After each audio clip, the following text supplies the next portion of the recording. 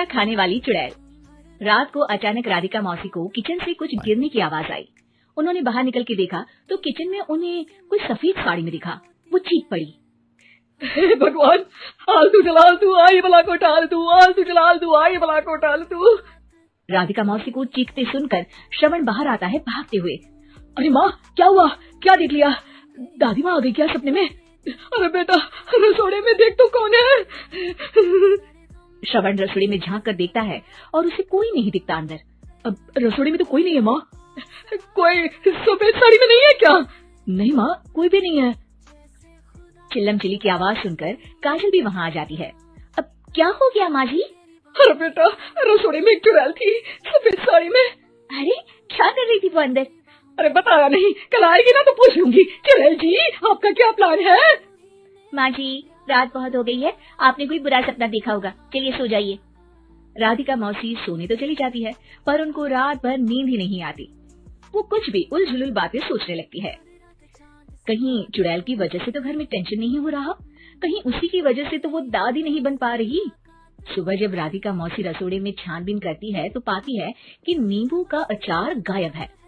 चुड़ैल नींबू का अचार ले गई, मुझे तो ठीक नहीं लग रहा कुछ। चुड़ैल को भी पता है कि जिंदगी का असली मजा तो खट्टे में ही है। राधिका मौसी झट से श्रवण को फोन कर देती है। बेटा, मुझे समस्या समझ में आ गई है, हमें एक तांत्रिक की जरूरत है। अरे क्या बोल रही हो माँ, तांत्रिक की क्या जरूरत है? आप पूजा पाठ तो कर ही रही हो ना। आलतू जलालतू मंत्र सारे फालतू जैसे कुछ मंत्र पढ़ो, चली जाएगी अपने आप चुड़ैल। अरे नहीं बेटा, कभी चुड़ैल को कम नहीं समझते। अरे तुझे पता भी नहीं चलेगा कि कभी वो छल करके काजल की जगह घर की बहू खुद बन जाएगी। क्या माँ, कुछ भी बोल रही हो? कहाँ काजल और कहाँ चुड़ैल? वैसे एक बात बताओ, काजल को अगर गाने के लिए बोल देना तो चुड़ैल काजल की आवाज सुनकर घर तो क्या धरती लोग छोड़ कर चली जाएगी। हमसे जुड़ें और खास अपडेट्स। तुम ना पढ़े लिखे बच्चे हर चीज को मजाक समझते हो।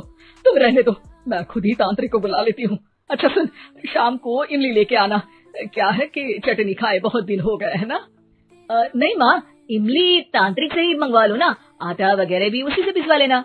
देखो मुझे काम करना है। श्रवण रात को कई तरह की सब्जियों के साथ माँ के कहने पे चटनी के लिए इमली भी ले आया था, लेकिन राधिका मौसी के दिमाग में अलग ही फिल्म चल रही थी। उन्हें अब सिर्फ शक ही नहीं यकीन होने लगा था कि शायद चुड़ैल ने श्रवण पर अपना जाल बिछा दिया था, जिस वजह से श्रवण उनकी बात ही नहीं मान रहा था। पर कोई नहीं, आने वाली रात में राधिका मौसी खुद तैयार हो गई चुड़ैल को पकड़ने के लिए। रुद्राक्ष की माला, तुलसी का पत्ता, हनुमान चालीसा सब हाथ के पास ही था, बस चुड़ैल का इंतजार था। और जैसा राधिका मौसी ने सोचा था वैसा ही हुआ। वो चुड़ैल उस रात भी आई, पर वो राधिका मौसी से तेज निकली और राधिका मौसी के उसे पकड़ने के पहले ही वो भाग खड़ी हुई।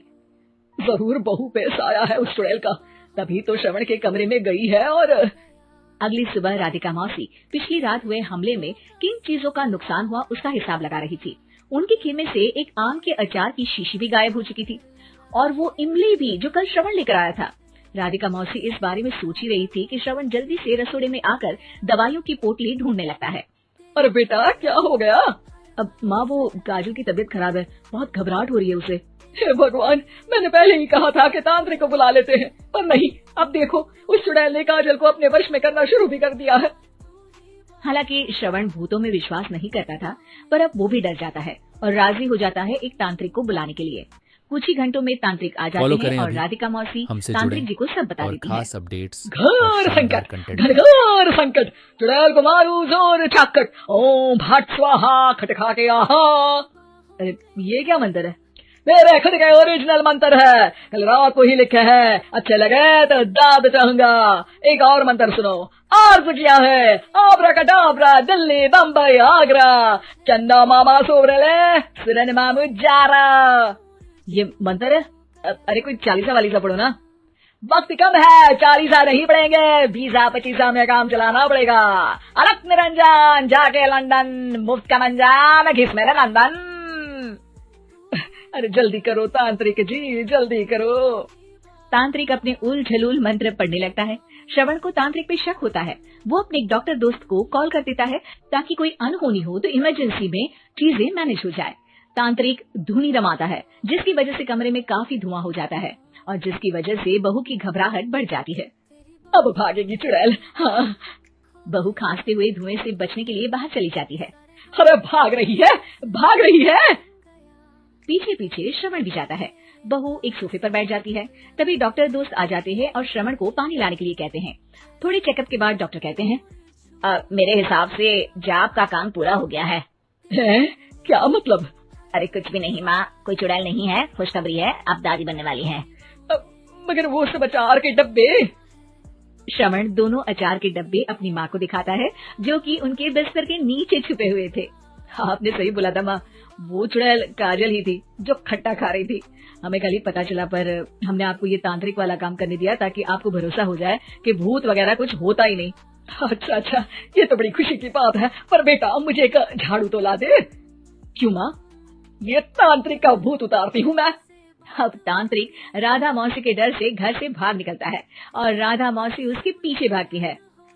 अरे संकट ये घनघोर है, तांत्रिक फॉलो हुआ करें अभी, चोर है। हमसे जुड़ें और खास अपडेट्स और शानदार कंटेंट पाएं।